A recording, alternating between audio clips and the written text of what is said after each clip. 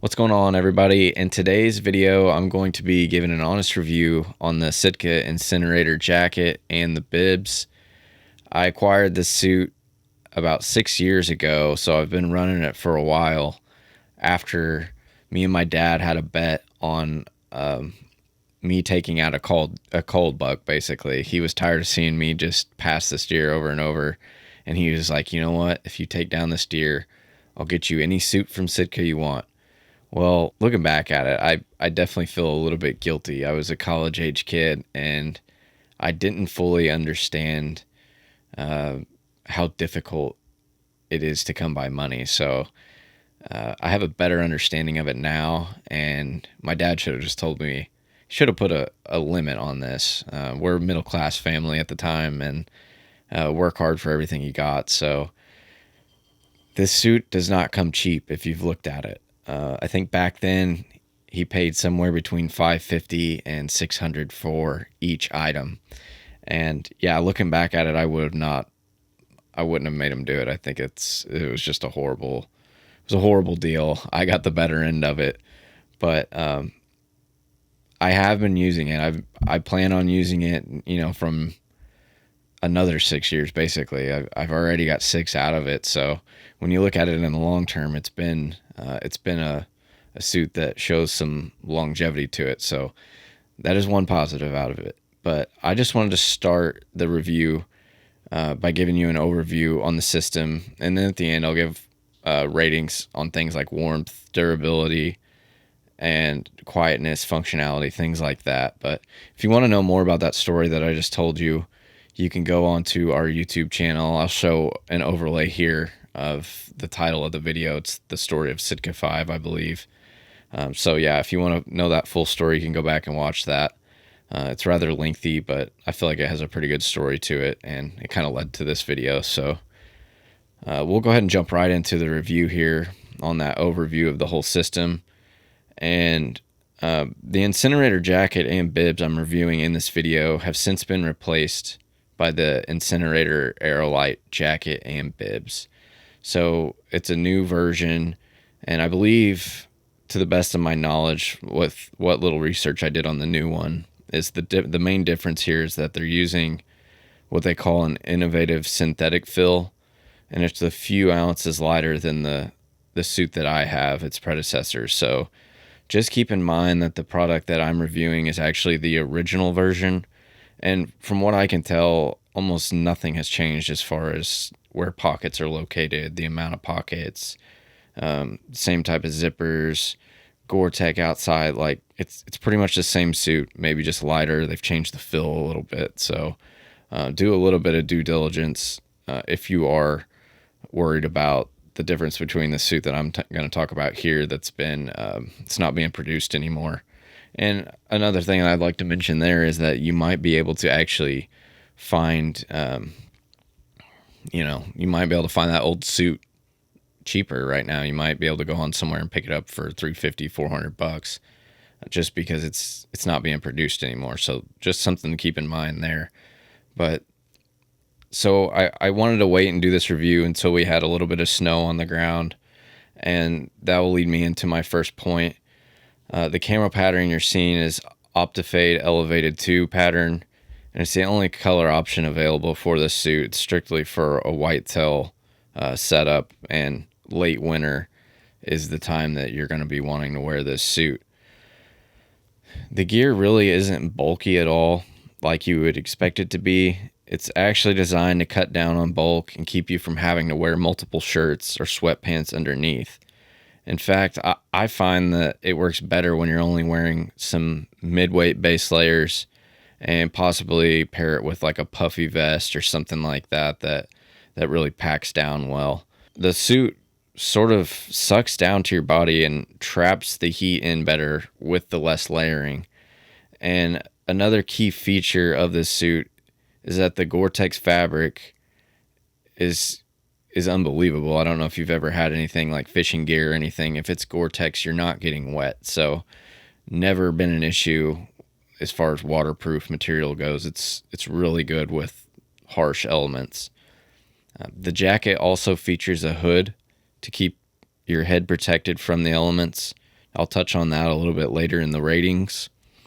And a couple of the main features of this jacket are the built-in grunt tube pocket and rangefinder pocket.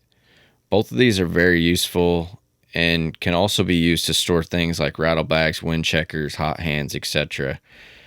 The front of the jacket also features 2 zippered waterproof pockets that are good for things such as cell phones, wallets, keys, camera batteries, basically anything that you might need on a hunt. And these 2 pockets are where I keep most accessories that I want to keep dry and safe from falling. Never gotten anything wet in there, so that's definitely a pro to the suit. The last 2 external pockets are located near the waist and are lined with fleece, and these do a really good job of keeping your hands from freezing. If you unzip the jacket, you'll find a smaller interior zippered pocket and 2 large pockets against the waist that are good for keeping things warm and protected. I like to keep like a power bank in here and a phone charger and something to kind of tuck down to my body heat and keep it warm and getting the most out of that battery. So those big interior pockets are really helpful, and I use those, I'd say 90% of the time, especially when it's really cold. It can help prolong your battery life on stuff like that. So the last feature I'll touch on for the jackets is the pass-through port on the backside, and that allows you to thread your safety harness tether through without having to, come out of the top of your jacket and block the hood from going over your head. So it's just a nice way to not have to get all frustrated up in the stand and, wiggle your head around the backside of your tether. So it totally puts it out of the way, and it's just another good feature that this jacket has. The carabiner fits through the port pretty easily, but it does take a little bit of finessing to try to get it through and your jacket back on, and just to get that suit ready and prepared and safety harness. It's just another little headache that you got to go through, but it's really not too bad at all. Now I'll go ahead and touch on the bibs. The Incinerator bibs are probably my favorite piece of gear I've ever owned. I'll start out on the inside by showing you the small zippered pocket around the chest area. And for me, this pocket hardly ever gets used because of the surplus of other pockets on the jacket and external pockets on the bibs. One of the best designs of these bibs is a heavy-duty 2-way zipper in the front. This is key so that if you have to take a pee, you don't have to unzip from the top and unzip your jacket to get to it and let out all that warmth. You can just unzip from the bottom, keep your jacket over the top, and that's just a huge plus when you consider the amount of heat lost when you unzip your jacket. The bibs also feature 2 large button-up pockets on the legs paired with 4 zippered pouches and a knife pouch on the right side. The 4 zipper pouches are located from the waist down as shown in the video. You can also find 2 hand-warming fleece-lined pockets at chest height so you can warm up your hands if you ever have your jacket off. The last thing I should mention about the bibs is that you have a 2-way zipper on each leg that runs the full length of the bibs. This is perfect for things like if you have muddy conditions and you have already put your boots on, you want to keep your boots on and not have to worry about popping them on and off all the time. You can unzip these bibs almost all the way up. There you can if you wanted. You could pull them apart if you wanted, but plenty of unzipping capability to where you can just step through and zip back up, never having to take your boots off or anything like that. So another positive to the Sitka bibs.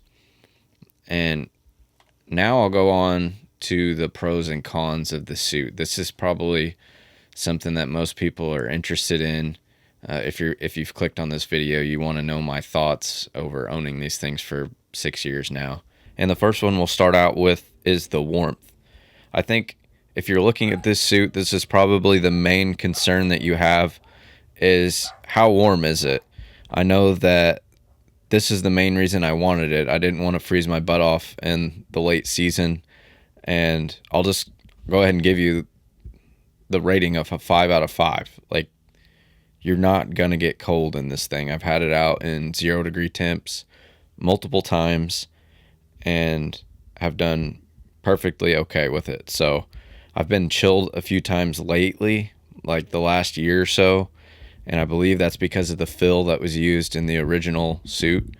I think it's been compressed over the last few years and probably needs like fluffed back out or something like that. But I don't think that that would be an issue anymore with the new Aerolite version. I think that they've switched fills on the inside and probably kept that from happening. So even being chilled though, and the 0 degree temps is a testament to how warm this thing is. Like, you know how hard it is to stay warm. Back whenever I first started hunting, I would have to have 3 different base layers, 3 different midweights, 3 different hoodies. Like, it was to the point where you couldn't draw your bow back.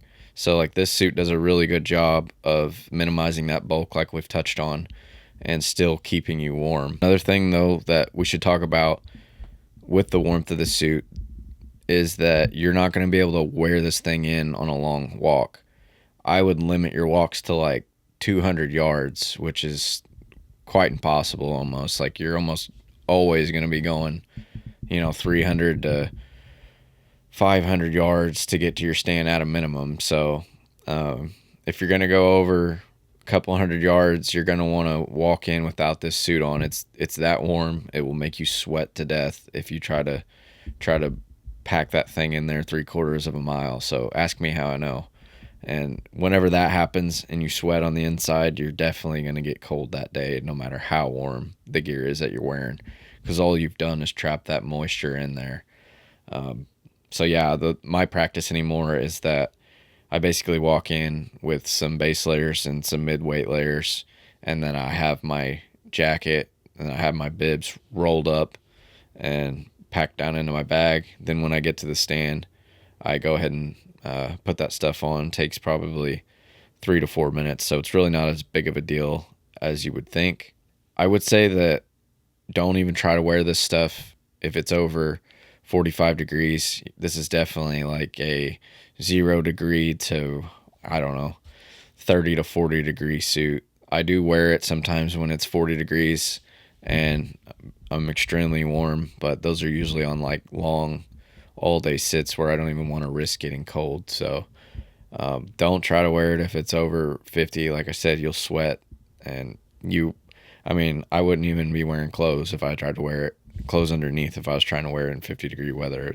It's that warm. So that's a major pro of the suit.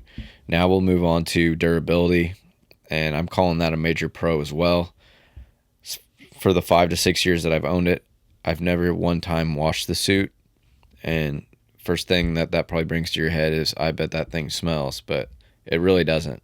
I don't know if it's the Gore-Tex material that keeps it from smelling, but I've had this thing caked in mud. I've walked through a few briar patches with it. I hate to admit that, but I have. And I don't have any tears in it. No zipper issues whatsoever. All the zippers are super high quality, and the whole suit is just high quality as it gets. So you get what you pay for, if you want to put it that way. And I don't know, maybe if I washed it and like refluffed it, I think that might actually add a little bit more warmth, but I really don't plan on doing that. And another thing to touch on is the color. Like, the color you see sometimes on other pieces of hunting clothing, they'll fade out within a year or two. For 5-6 years, this has not faded at all. It's the original color that I got whenever I purchased the suit. So hands down, it's a 5 out of 5. And the zippers, I want to touch on that again, because they perform, I would say, better than when I first got them. They were a little tough to break in, but I mean, they're incredible. And I honestly see myself using this suit for another, I don't know, 5-10 years. So at least I'm not going to have any issues with the durability. It's just one thing that you don't even think about with a lot of Sitka gear, honestly. But this suit in particular is just incredibly durable. So for functionality, I'm going to rate it a 3 out of 5 stars. And I want to give credit where credit is due. The designers did a really good job with the grunt tube pocket and the rangefinder pocket. The only complaint I have on it is that I'm a right-handed shooter, so I'm drawing my bow back like this, and this stuff is located right here on your right chest, and I get kind of tied up every once in a while trying to get my hand down in here, especially in the heat of the moment. If you got a big buck come running in or something, you're in a hurry. This motion here can be kind of hard to get to some of these things. So I would have preferred an option if I could have put the pockets on the left chest. It's a much easier movement for me to keep my elbow low and be able to just reach in here like this. So I would have preferred it over there, and maybe at the price that it's sold at, we could have an option, but I know that that would probably drive the manufacturing cost up. You got to change the whole process when you do that stuff. So I see why it's limited to one side, but for a left-handed archer that draws back left-handed, I think it would be perfect for you. But righty, I'm not a huge fan of this right side pocket. But the other thing that I'm really not a fan of on the jacket is the hood. I don't find the hood that useful. I think it feels undersized to me, and I don't know. I like to wear a hat, and I almost feel like it's designed to not wear a hat, if that makes sense, which most people probably, when the temperatures get down, they're wearing like a beanie or something. And you would probably be better suited with that hood with a beanie on. But with the hat on, I feel like, I don't know. I think the band inside just, it keeps the hood maybe from encapsulating my ears and stuff. But even without the hat, I feel like it doesn't do a very good job blocking the wind. And I feel wind, making its way around the corners of the hood like this all the time, except for if it's directly behind me. That's about the only protected side you have, but I feel like it just doesn't do a very good job. It doesn't have a big enough footprint on it to block out a lot of wind. And I also like a traditional just hoodie. You've got a drawstring that the drawstrings can tighten down like all the way to where you can only see your eyeballs and stuff. So I would almost prefer that. There's a tightening system on the back of the hood, but I just feel like it doesn't really serve much of a purpose for me, at least. But functionality, I'm going to say definitely 3 out of 5 stars. And another key to the functionality is the suit not being too bulky. They did a great job designing it, and it allows for a lot more flexibility moving around, which is definitely something difficult to find if you're layered up, like having 3 hoodies on, like I touched on before. So that's all I've got to really say about the functionality. Now I'll move on to quietness. I'm going to give the quietness a 2.5 out of 5. That might ruffle some feathers, but for me, sitting in a stand, a lot of times I have my back to a tree or a limb, especially if I'm in a ladder stand or a hang-on. If you're in a saddle stand and you're not making contact with the tree, you could probably rate this a little bit differently. I would almost go with a 3.5 to 4 out of 5 stars, because I feel like when the material is rubbing on itself, so like if I went to draw back my bow and my arm sleeve rubbed against the chest, I feel like the noise is nowhere near the noise that I get whenever I'm rubbing against bark. That noise against bark is very loud.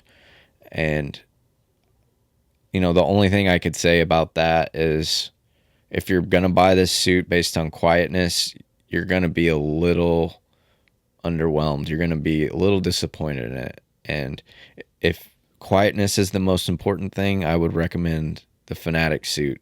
That material that's on the Fanatic would be just dead quiet. So that's another thing to think about. But overall, if you're looking for warmth, you're gonna prefer this suit. But quietness, think Fanatic or something else. So the last key point that I want to touch on, and maybe the most important con, is the price. Right now, this suit's selling for $670 a piece, meaning the jacket's $670, the bibs are another $670. So you're already at like $1,300 to $1,400 before taxes, and shipping might be free. But that is way too much to pay for the average middle class American that only hunts on the weekends and sees temperatures that are below 30 for maybe a month out of the year. I'm describing myself. I personally, I wouldn't purchase this suit. The only way I got it was that crappy bet that my dad made. So $670 is too much for me, especially a piece. The Fanatic, I think, is somewhere cheaper, so that might be somewhat better priced for people like me. But for me, any hunting apparel over like $250 is just, it starts to make me cringe. But I think another way you could look at this is a long-term investment. I've already got 6 years out of it. So if you were to break that down, you're already looking at about $100 a year. So when you look at it on that scale, it's not quite as bad. But if you change that 6 years to 15 years, 20 years, it's starting to become more justifiable. But that's a conversation that you're going to have with your wife or whoever's going to help you invest in this gear. So I think that's one of the reasons they do call it gear here with Sitka. Is it really is a piece of gear. It's like it's packed in, it's high quality, it's not just your average run-of-the-mill Walmart camo. So you definitely get what you pay for, but in this case I just feel like you're paying a whole lot, and it's very hard to justify. But that's just my thoughts on it. And you can let me know in the comments below if you would purchase this suit based on that price, or if it came down, if it was on sale, maybe you would purchase it then. But I think you could actually probably find this suit discontinued and find a pretty good price on it now compared to the brand new stuff, the Aerolite version. So that's another thought. But let me know if you would purchase this suit below in a comment. And hey, if you decide that this is worth it, I'm going to run it for 15 years, or if you just have done really well the last few years and you can justify it, you can purchase this suit through the affiliate link we got at the bottom and help us earn a small commission for this review. So that would be awesome. And that's going to conclude my review of the Sitka Incinerator system. If you have any questions, reach out to us in the comments or an email at recruitcreative@outlook.com. And yeah, be sure to hit that subscribe button, like the video, hit the bell notification by the subscribe so that you're notified whenever we post a new video. And let us know if you'd like to see more videos like this or have any other products that you'd like to see reviewed. Thanks for watching.